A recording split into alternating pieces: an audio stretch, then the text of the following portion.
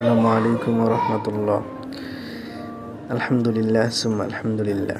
আপনারা দেখেই বুঝতে পারছেন আমি কী নিয়ে দাঁড়িয়ে আছি।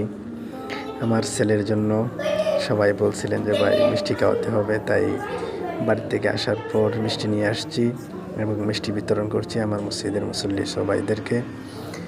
সকলে এখানে আছেন আলহামদুলিল্লাহ, দেশের বাহিরে এবং দেশে, সবাইকে অসংখ্য ধন্যবাদ।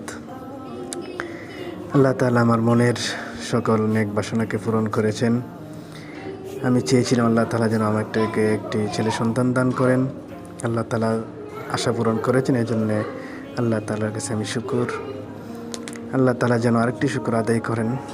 আল্লাহ তাআলার কাছে দোয়া করি আল্লাহ যেন আমার ছেলে মেয়েদেরকে আল্লাহ তাআলা যেন দিনের জন্য কবুল করেন, ভালো হক্কানি আলেমা হিসেবে আল্লাহ তাআলা যেন কবুল করেন দিনের জন্য। সবাই দোয়া করেন আমার ছেলের জন্য। আসসালামু আলাইকুম রহমতুল্লাহ।